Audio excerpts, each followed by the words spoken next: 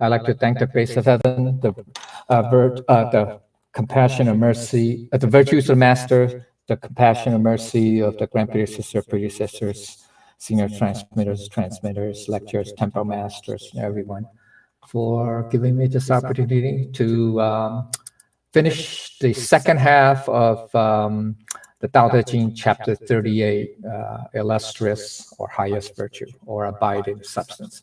So this is one of the longest chapters in the whole classic. This is also the first chapter. As a reminder from last week, that this is the first chapter of the second half of the classic, the virtue, the virtue classic, the virtue portion, okay? The virtue portion. This is the first chapter.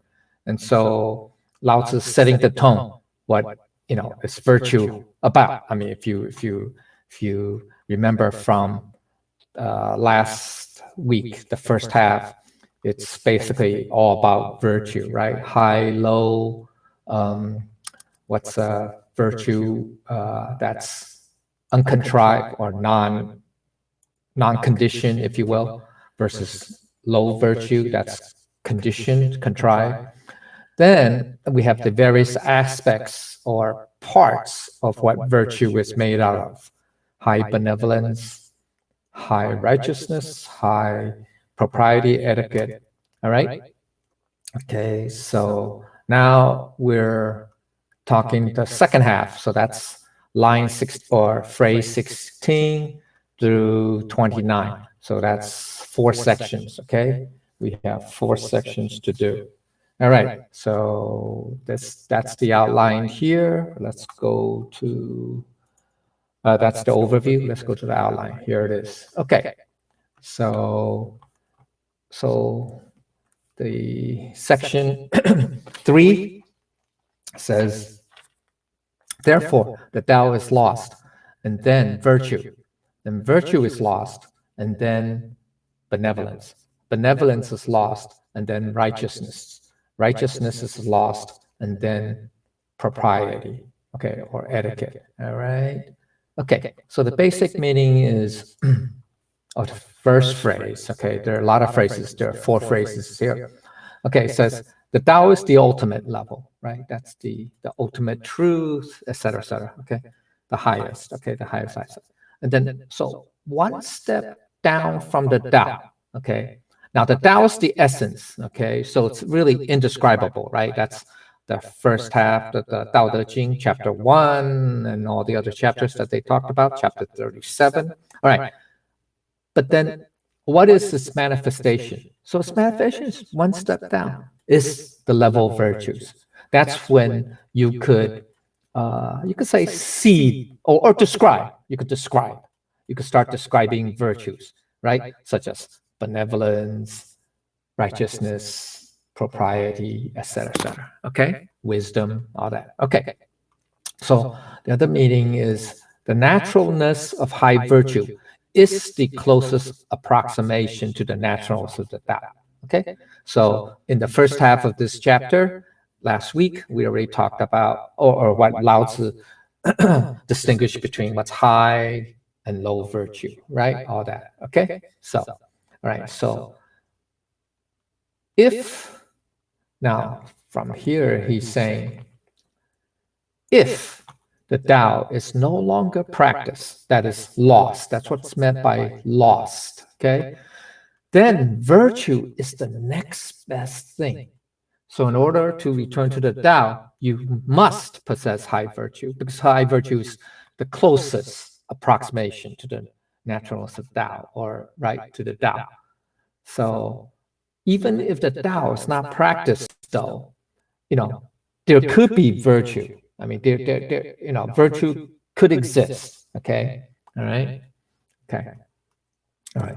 So next understanding is further distinction between high and low virtue is that the former high virtue has neither intention nor agenda. We say it's non-conditioned, non-contrived, non-conditioned, while the latter, low virtue, has both intention, so it's conditioned and has agenda. Okay, Agenda means you have a purpose. Okay, you have a purpose, or it's conditional. Okay, it's you have reasons to do it, right? Okay, all right. Okay, basic meaning of the second phrase is, you remember his second phrase is, and then after virtue. Oh, sorry. Yeah, virtue is lost, and then benevolence. Okay, all right. So that's the second phrase. So if virtue is no longer manifested, or it's lost in the world, then the next best thing is benevolence. Okay, all right. So another meaning is, if even in a world without virtues, okay, high or low, doesn't matter, one can at least hope for some compassion and kindness that comes from benevolence, right? That's what benevolence means. Okay. All right. So an additional meaning is, although compassion and kindness are themselves virtues, right? They're part of virtues, right? They're part of the qualities of virtue or traits of virtue. But the level of high virtue includes all other virtues, more than just compassion and kindness. Wisdom, for example, right? Righteousness, all that, right? Okay. Propriety, even. Okay. So high virtue is at a higher level than high benevolence. Get it? Okay, so high benevolence, you can say, is a subset of high virtue. Okay, you can think of it that way. All right. So further understanding, second phrase is, even high benevolence without agenda is at a level below high virtue, because benevolence still has intentions. So that's the contrived action, right? You do something because you have an intent to what? Show compassion, express compassion, kindness, mercy, etc. So that's benevolence, or high benevolence. But that's below high virtue, because now you have intentions. Okay. All right. All right. Okay. So now let's go to the third phrase, which is, when benevolence is lost, and then righteousness. Okay. Comes righteousness. Okay. Third phrase. Okay. So if benevolence, compassion, humanity, kindness, etc., is lacking or lost in the world, then the next best thing is righteousness. Okay. That's the next best thing. Okay. So when the world is without benevolence, one can at least hope for some form of fairness and justice that comes from righteousness, right? That's what righteousness means, right? That's things are fair, equal justice, right, etc. You have legal mandates that outlaw, or try to mitigate or eliminate, inequality, things like that, right? Discrimination, be it, ethnic, racial, gender, religious, etc., etc., right? Okay, so that's all righteousness. Okay, and that's what most of the world is in right now. We have righteousness. Well, we think we do, or we try to say we do. Okay, so we're very reliant. And let's put it this way: in today's world, a lot of countries are, like the U.S., are very reliant on this notion, right? Okay, all right. So you can tell from Lao Tzu's perspective, or from the Tao, the high, it's already at a pretty low level. Okay, so it hasn't been reached the level of high benevolence. Okay, so all right. So additional meaning is, it is important to note that benevolence, compassion, humanity, and kindness all rank above being right. Okay, so the virtues of benevolence are all a level above righteousness. Okay, see, you can be right. That's true. You can debate, that. But okay. Well, here's what I'm going to get at right here. Okay, here it is. This is also the mindset behind the Tao teaching against engaging in arguments and debates. You may be able to prove yourself right, but it will likely be at the cost of your kindness. Okay, and that's what will end up planting the seed of future karma. See, that's the problem with righteousness. It's very rigid. It's either right or wrong. I mean, there's almost like no middle ground, no, gray area, that fuzzy, hazy, I don't know, border, between, is this right? Is this wrong? Stuff like that. So that's the problem. So you can debate, who's right, who's wrong.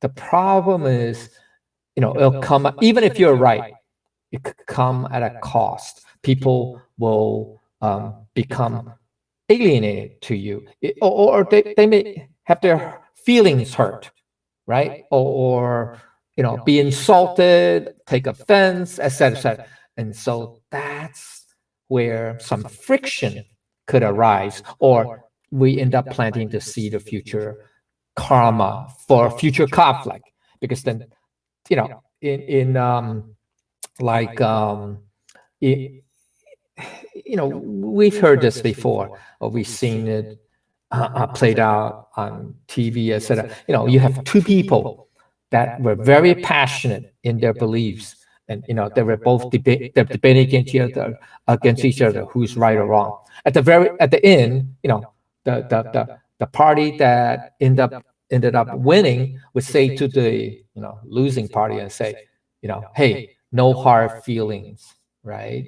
Well, it's easier said, yeah, no hard feelings, but I'm pretty sure the losing party in this case definitely has hard feelings, and that's the seed of future contention. Okay, all right. So that's the problem. Okay. Next, the fourth phrase is when righteousness is lost, and then propriety or etiquette shows up. Okay. So fourth phrase. Okay. If righteousness no longer prevails, or it's lost in the world, then the next best thing is propriety. Okay. All right. Or etiquette. Okay. So even in a world without righteousness or justice, you can say fairness, one can at least hope for some display of courtesy, politeness, and etiquette from propriety. Okay. All right. So that's like the last stop. Okay.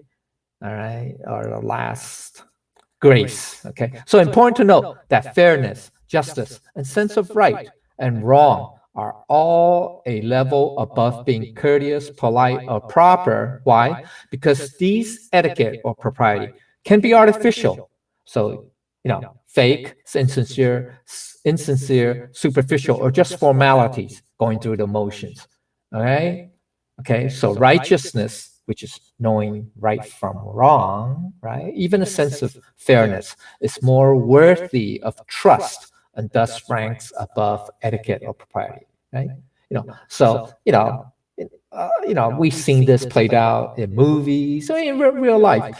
People can appear very courteous, polite, or proper, right? I mean, that's they're going through formalities, protocol, but they could turn around and stab you in the back, right? So that's why it's below propriety, because at least propriety, you have a sense of right and wrong, right? Oh, okay, this is right, that is wrong, right? Etc. Etc. All right, okay. So further understanding is this, and this is what I'm just getting in my head. Etiquette or propriety is the lowest level of this hierarchy, because people can have perfect etiquette, it's like wearing a mask, okay, and still lack righteousness. Okay, so like a facade, right? The mask. Someone can be polite to you, but then stab you in the back. So etiquette, propriety alone is no guarantee of character, and thus cannot be trusted, just like an empty shell with no substance inside. So we have to understand that. Yeah, people can appear, right? Oh, very proper, very polite. Yeah, but who knows what their character really is, right? We have mass murderers who are like that. We have mass murderers who are perfectly polite, okay? Absolutely polite and courteous, but they're mass murderers, okay? All right, so we have to be careful, all right? So that's why etiquette is weakest, you can say, the lowest of this hierarchy according to Lao Tzu of what, virtue is, right? I mean, etiquette is a virtue. It is, but it's at the bottom. Okay. All right. So deeper understanding is this. As the Tao is no longer practiced, that is lost. That's what Lao Tzu is saying. Once the Tao is lost, then unfortunately there is a steady downward decline, downward spiral in the state of humanity, going from the Tao to the virtues, to benevolence, to righteousness, finally to etiquette and or propriety. All right. Okay. So you can judge for yourself where we are, where our societies are at which level today, right? I'm pretty sure it's not at the Tao level. Okay. All right. Okay. So, okay. If whatever we manifest are from our Buddha nature essence, and we are able to abide firmly with it, then all that are manifested are virtues, specifically high virtues. The Tao and its virtues are very ideal. So that's why the Tao is so important. All right. Okay. All right. So implication is once the Tao is discarded or no longer in practice or forgotten, if you will, then there will be a steady decline, a downward spiral, okay, from the Tao to the virtues, decline from virtues to benevolence, decline from benevolence to righteousness, and lastly, decline from righteousness to propriety and etiquette. Now, why is there a decline? There's a steady decline because there's no Tao. That's the problem. So Tao is the brake. Okay. If we have the Tao, then we could arrest or stop this downward spiral. Okay. All right. So, okay. All right. So the key point. Okay. So we have been declining steadily. Okay. Without even being aware of it. Okay. If our virtues are not manifested from our Buddha nature essence, then what follows is the downward progression from virtues to benevolence, from benevolence to righteousness, from righteousness to propriety. This way, situations steadily deteriorate. So this decline just continues. So the key is we have to go back to or rediscover our Buddha nature essence. Okay, the key is we have to rely on Buddha nature essence. Okay, and nothing else. All right. Okay. All right. So let's go to section 4. Okay. All right. So now, the section 4 and section 5 out of the section of the 6 sections.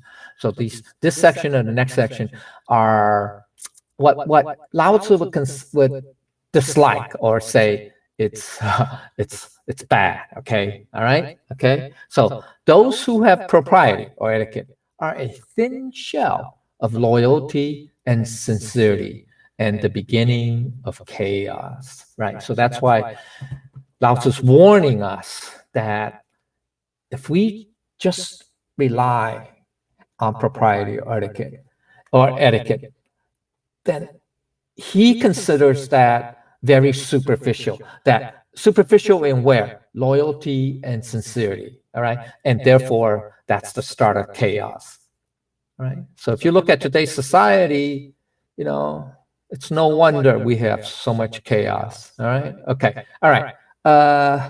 Let's go to basic meaning of this line. In this context, all right, this refers, the people, the thin show of loyalty and sincerity.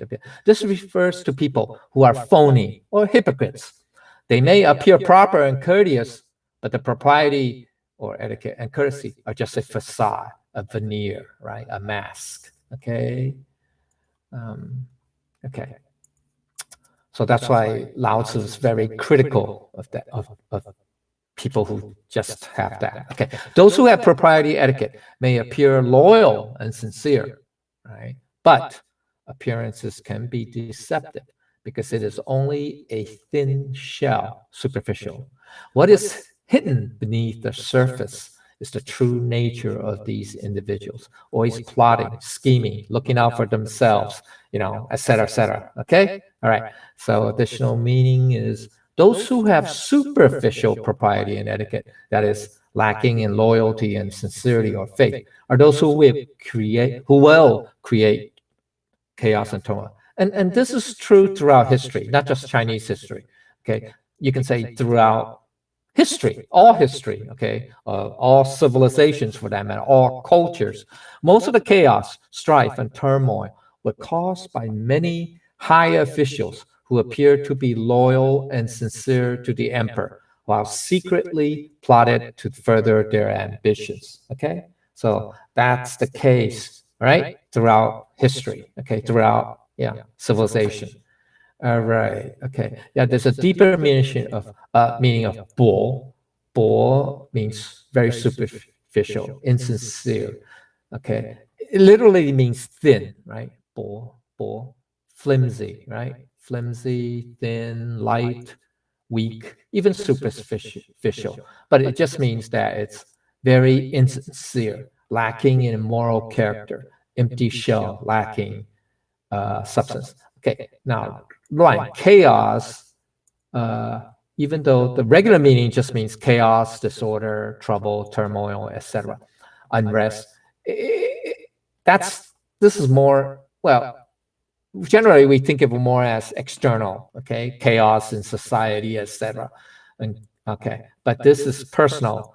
It's having a confusion, turmoil, and unease in the mind. Too much clutter and complexity in the mind. No peace of mind. Okay, so the deeper meaning of the second and third phrases, which is these or this, okay, is if we are not loyal or sincere to our true master, which is our Buddha nature essence or true nature, then that will be the beginning of our own unease, unrest, and troubles. Okay? Deeper understanding is when we have descended to the level of propriety or etiquette, that is the beginning of chaos because propriety etiquette is the furthest removed from the Tao, right? Remember, here's the chart, right? Okay, order we have, right? High virtue, low virtue, benevolence, righteousness. Well, high virtue is the closest, right? We say it's closer, okay, to the Tao. Okay. Etiquette is the furthest away. Okay.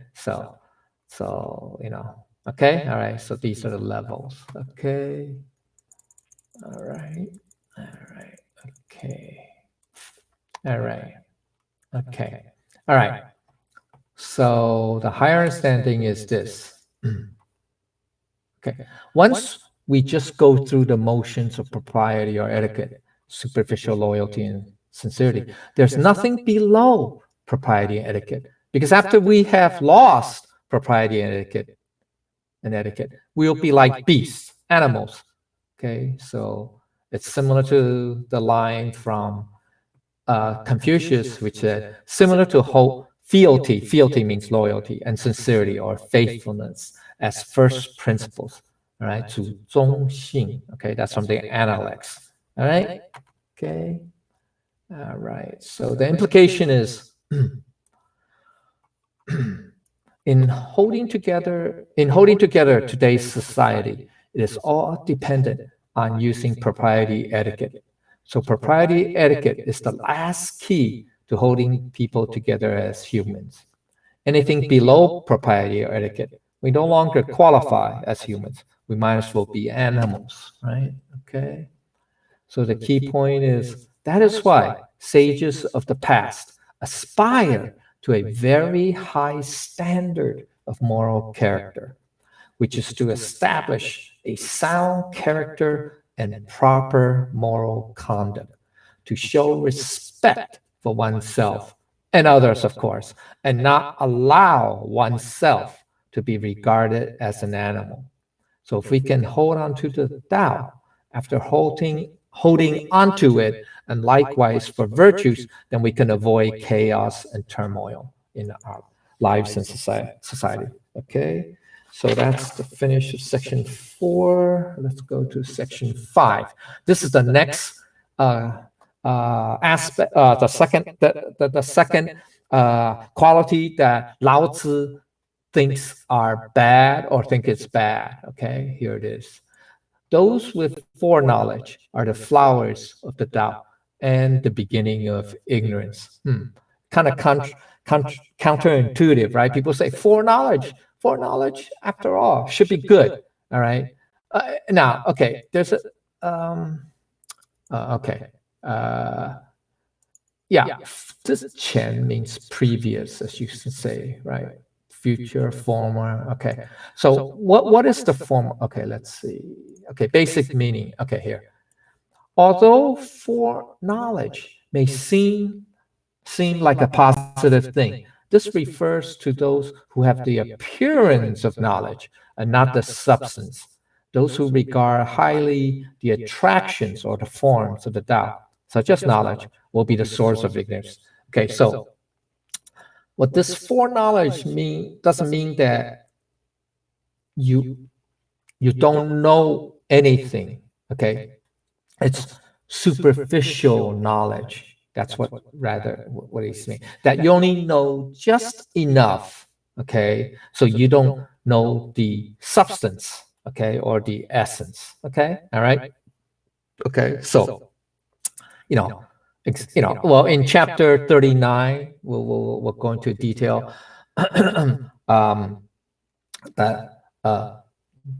how knowledge, becomes like a status symbol, right? Oh, I have, whatever. I have so much knowledge, I have, 12 PhDs, et cetera, whatever. Okay. Uh, those are just forms of attractions. Okay. If you don't know the essence, then you it's actually the beginning of ignorance. Okay. Or the source. Okay. Here. Okay. Another line is like this. Those with foreknowledge, like the aforementioned, the previous line, okay, about propriety etiquette, which is about a personal propriety etiquette, may appear positive at first, but turn out to have a negative meaning once you understand them. Both are just like the ever-changing manifestations of the Tao. That is the flowers of the Tao. Okay, so here's the Tao perspective on knowledge. Okay, and there's okay, okay, all right, okay, all right. Okay, 1, knowledge can be used for good or bad. It really depends on the individual. And that's the thing about knowledge. Okay, right? Knowledge it's just a tool. It's not always a tool for the good. It could be a tool for the bad. All right, okay. 2, either case, knowledge can lead to ignorance or hubris. That's the key. All right, hubris means arrogance. Okay. All right. So accumulation, 3, accumulation of knowledge can lead to what we call knowledge trap. Okay. So that's 知识陷阱. Okay. 知识陷阱 or knowledge obstacle, which is 知识障碍, which can prevent you from correcting a misconception or getting at the truth. Okay. We'll talk a little bit about that a little bit later, but okay. In the next bullet point. But number 4, book knowledge without real life experience can be useless or even dangerous because it can mislead someone to assume he actually knows something. Okay, so that's the problem.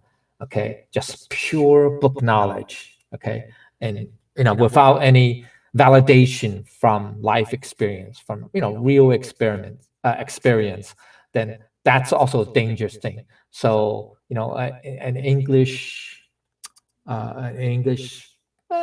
he's like a writer, poet, biographer. He once said, "A little learning is a dangerous thing." So what he meant by little learning doesn't mean the quantity of learning. He's talking about just either pure book knowledge or superficial learning, okay, or knowledge. All right. Okay, it's a dangerous thing. Okay, so here's the what is the two pitfalls of knowledge, which is the first one's the knowledge trap. Okay, so the knowledge trap.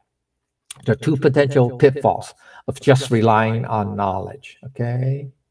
All right. So the first one's called knowledge trap. So knowledge can be seductive. Yeah. The lure of knowing something others do not. Right. Yeah. Hey, I know something you don't, whatever. Okay. So this is why people are very attracted to secret knowledge. I want secret knowledge because they want to get an edge over others.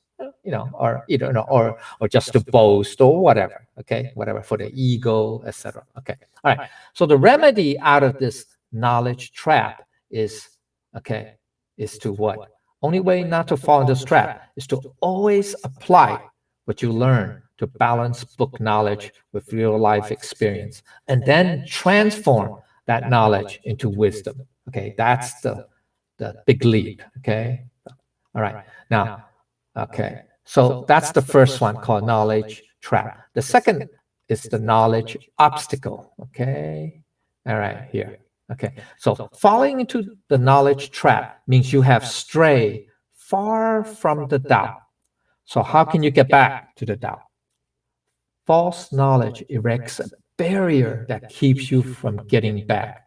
So that's the knowledge obstacle. By disconnecting you from reality. For example, if a particular piece of knowledge did not work, it must be because you did not learn it properly, not because the knowledge itself is faulty. So that's the obstacle.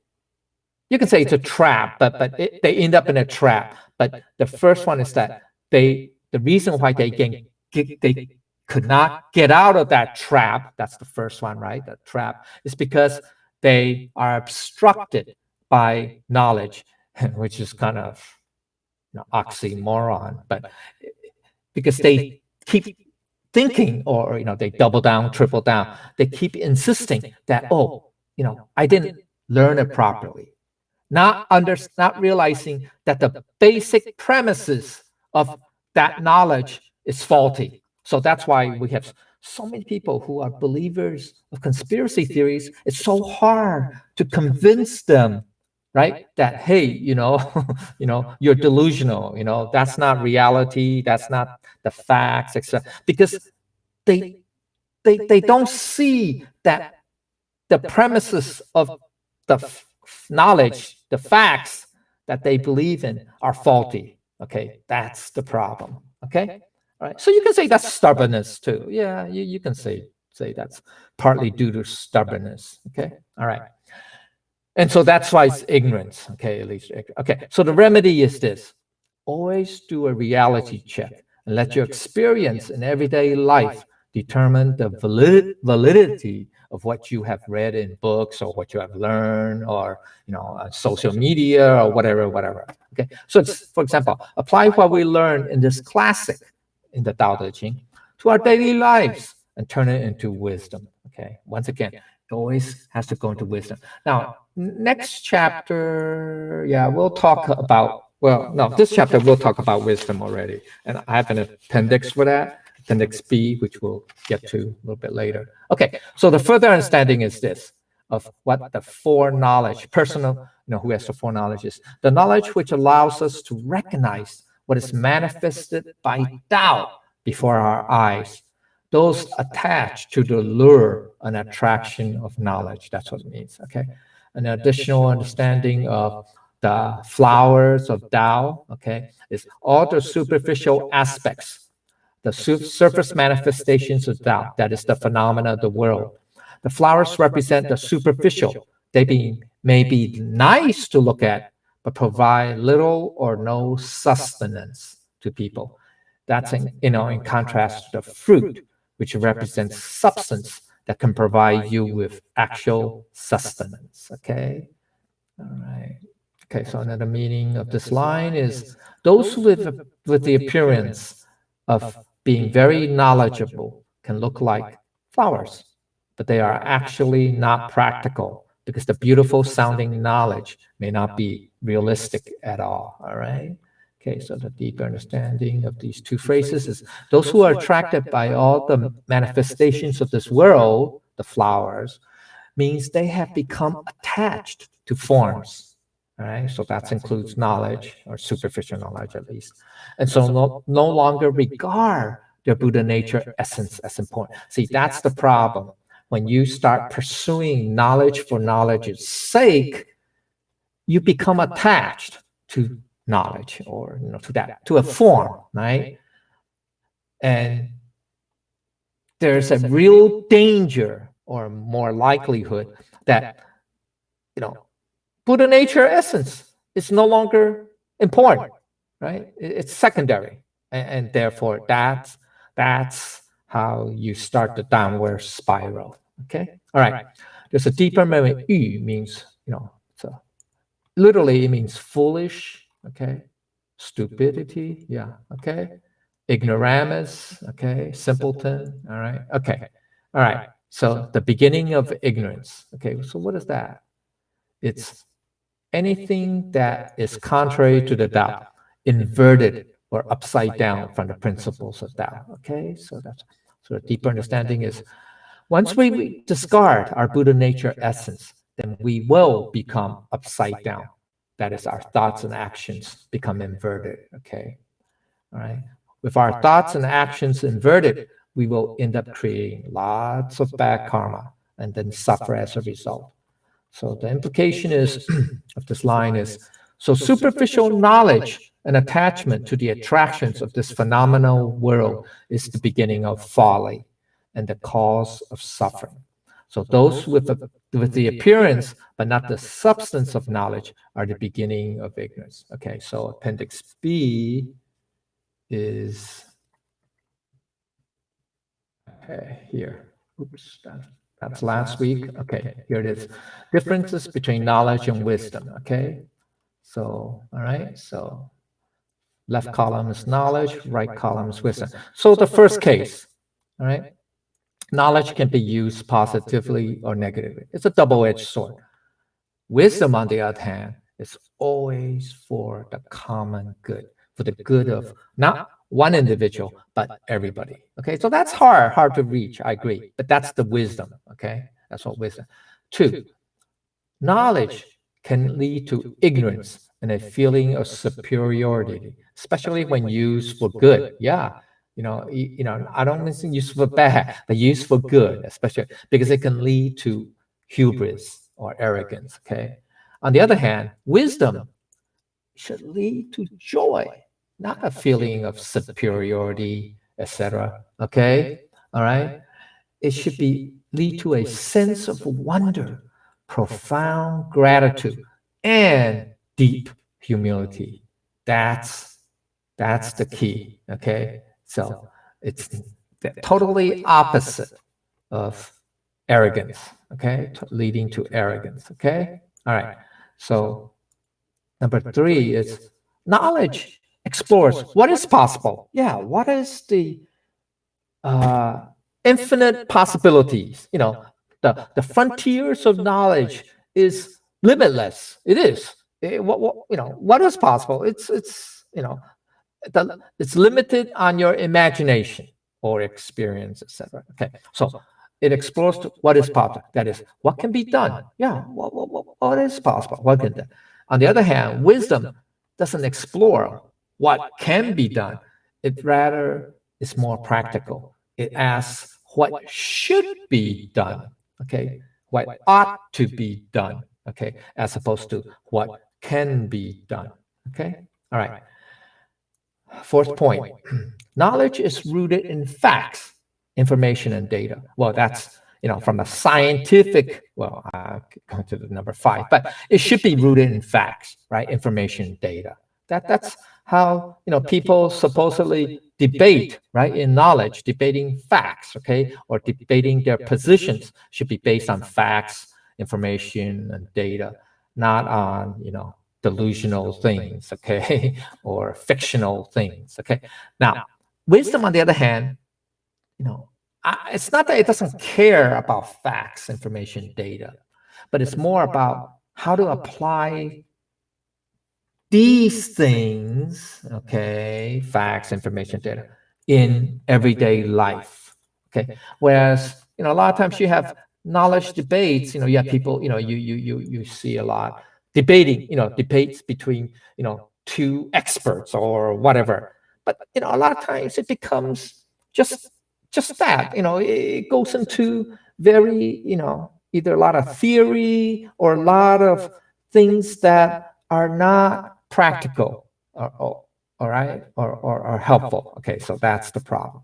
Okay, so last point is knowledge is gained through theory and experiments. That's the scientific method. Okay, that's how our science progresses. Okay, or anything for that matter, right? Or civilization. Okay, it has a theory, then they do test against that theory to see if it really is true or is valid, and then they revise it, and then they repeat the cycle again and again. Okay. On the other hand, wisdom is gained from reality and personal experiences. It's not, well, you can say that's part of knowledge, but it's not really dependent on knowledge. Okay. It's more from the internal side. Okay. So remember chapter 37, last chapter, we talk about the simplicity of the nameless. The simplicity, implies the the unrefined wood, right? That's all, that implies all the limitless possibilities that could come from our Buddha nature essence. But it's also the wisdom, the infinite wisdom. So that wisdom is not based on knowledge. So same thing, the wisdom, the highest level wisdom should come from our Buddha nature essence, as opposed to just from knowledge or experiments. Okay? All right, so that's it. Okay, so that's, okay, so I'm almost, let's see. Okay, all right, okay. Okay, so the key point of this fourth section is that those who have the appearance of knowledge are those attached to the superficial aspects of this physical world, that is the flowers of the Tao. It is the beginning of folly and will result in future suffering as they dwell in the midst of phenomena, not realizing that they are all superficial. So recall the first line, in sagacity, abandon knowledge, the people will benefit 100 times. Okay, so that's in chapter 19, simplicity and plainness. Okay, we talked about that. Okay, let's go to section 5. Therefore, the great person abides in substance and does not dwell on the thin shell. Okay. All right. Okay. Basic meaning of the line is that the great person emphasizes or abides in the fruits, the substance, and not the flowers or shell or the superficial things. Okay, or manifestations of the world. Okay. Okay. The meaning is the great person places far more importance on things of substance, things that are real, practical, realistic, and of value. That's called thick, rather than the thin shell of phony politeness. Okay. Additional line. The great person would take the substance over the thinness or the flimsy. Okay. So further understanding is, for Tao cultivators, no amount of courteous expressions or proper form in following social protocols can compare to simple sincerity direct from the heart, right? That's what they call that, in the previous section, he says, those who have propriety or etiquette, politeness, protocols, are a thin shell of loyalty and sincerity, right? So that's why we have to be very careful. We have everything comes from the sincerity, and you can say the loyalty, okay, part, the sincerity or the faith from our Buddha nature. So whatever is expressed from our Buddha nature is the most sincere. Okay. Whereas if we just rely strictly on etiquette and protocol, and not being sincere, then that's what Lao Tzu calls a thin shell. Okay. Now there's a deeper meaning is of 大丈夫. It literally means it's a superior person of the Confucian ideal, which is a person of great or perfect moral character. Any person who achieves high moral character for themselves and others and helps others to achieve the same. That's what a superior person, or yeah, superior person. Okay. Ho, it literally means thick. Okay. And there's a general case, it just means great moral character, or have gravitas and high virtue, specifically refers to our true nature, Buddha nature essence. Okay, so deeper understanding is the great person looks beyond the surface, the shell and the veneer, and into the essence, the substance. Okay, so the higher understanding is from externally, is the great person or superior person displays great moral character, gravitas, and high virtue, and not the superficial aspects, flowers of the Tao, or just etiquette, propriety, etc. The internal, it means the Buddha nature essence is not attached to the forms of the phenomenal world. So they do not emphasize those forms. Okay, so the implication is, as Tao cultivators, we have a duty to look beyond the surface and into the essence. Okay, the substance. Okay, so the superior person or great person does not abide inside the veneer or superficial fealty, which is loyalty, or faith, sincerity, and etiquette or propriety. Rather, they must reside within the Tao essence. Okay, that's where the true faith or loyalty or sincerity and propriety comes from. Okay, all right. So we're looking at, all right, we're almost there. We're at the last section. Okay. All right, section 6.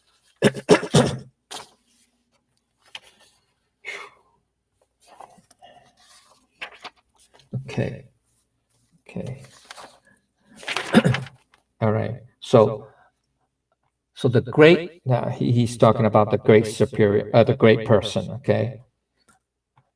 Abides in the real and does not dwell on the flower. Thus, they discard that and take this. Okay. All right. So, all right. Okay. Okay. Here. Basic meaning. All right. So the previous line above, right above, he's talking about what's the thin shell, right?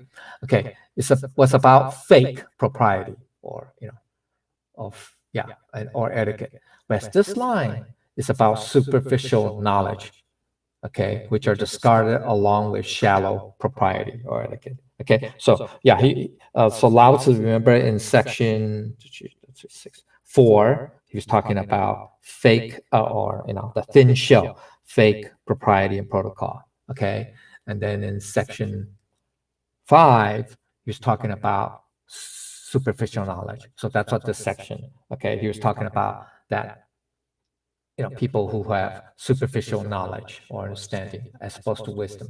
Okay, another meaning is for Tao cultivators, no amount of fancy theories or philosophical speculations can compare to actual life experience.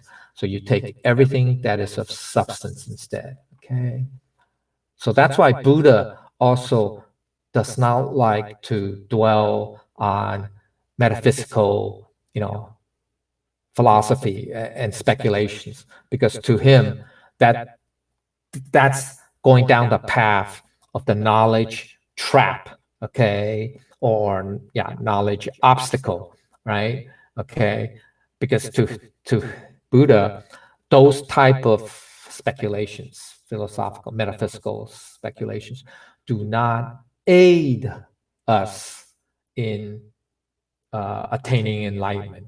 Okay, all right. So additional meaning of line is For Tao cultivators are more concerned about putting in the work and building something great. That's the fruit. And not so much about looking good. That's the flower. Okay. So the further understanding of what a great person is or superior person is against chaos and ignorance, because chaos and ignorance both arise from the superficial fealty, loyalty, sincerity, propriety, etiquette, and knowledge. Okay, so that's why.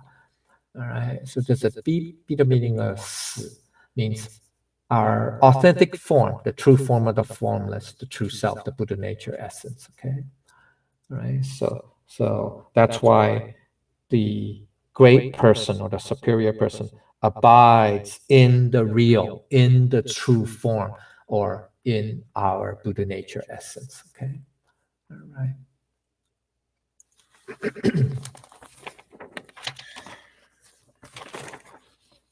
Okay. All right. Okay. Deep understanding. That which can be discarded are the superficial knowledge, the illusory forms and distractions. Those are the flowers of the Tao. To get rid of those flashy, superficial illusions and not to abide in forms. That's what means to discard, right? To discard. If I use this, you know, they discard that and then take this. All right. So what do they take instead? What does the superior person, the great person, take instead? Is to abide in the truly real, birthless, and non-extinguishable Buddha nature essence. You know, the true form, okay? And the true form of the formless, and embrace true reality. Okay, that's what the superior person or the great person would abide in. Okay, so the implication is this: the great or superior person abides in the true form, does not abide in the form flowers of the Tao, nor in the forms of this phenomenal world. So Appendix C, okay, it's 1 hour. Okay, here it is. All right, so the differences between discard that and take this. Okay, so the left column is discard that. They discard what's flimsy and superficial. And, you know, that's all the, you can say, false or fake etiquette, propriety, very you say superficial knowledge, right? The flowers, etc., right? Okay, and they take what is the substantial, that is the essence, the core, and the real, our true, you know, Buddha nature. That's what they abide in. Okay, that's what take this means, to abide. Okay, uh, what they discard are the following elaborate etiquette to project a civilized and refined image. So this is going through the formalities, the protocol, etc. Whereas they take or they choose to be simple, to be sincere, direct, and transparent in words and action. That's the simplicity of the nameless, or the simplicity of our Buddha nature essence. Okay. All right. What they discard, the superior person, the great person discard, is talking more due to a desire to show off knowledge, right? To display, to flaunt, right? Or, you know, or to self-affirm, you know, your knowledge, or etc. Okay, that's more ego. That's more stroking the ego aspect. Whereas the superior person talks less because of a preference to show actual concrete results. That's, they speak less, do more. Okay, so that's basically what it is. Okay, and all, okay, so all these previous 3 points are the flowers, metaphorically speaking. Okay, these are all are these three are the flowers. Okay, that's what they are. Now, from that's what the superior person, the great person would discard. They don't choose that. Rather, they go for the fruit, okay, which is the the essentials, okay, the basic essentials. Okay, all right, all right. So now hour is almost up. Let's go to, okay, the last point. All right. So the key point is this. All right. The great or superior person always abides within the essence, that's the substance, and the true reality, that's the authentic, right? Authentic self, you can say, okay? Which is to discard the superficial propriety, etiquette, and knowledge, is to discard the illusory forms and distractions, that is the flowers, okay? Right? Instead, they always abide in the Buddha nature essence and the true form. That is, the Buddha nature, basically the true form. Okay, so this is to abide in substance. This is the illustrious or highest virtue. Okay, so that's it. Let's see. I think we talked about all this last week, right? Okay. All right. Okay. So that's everything. I think I used up exactly an hour. All right. So this concludes today's second half of chapter 38.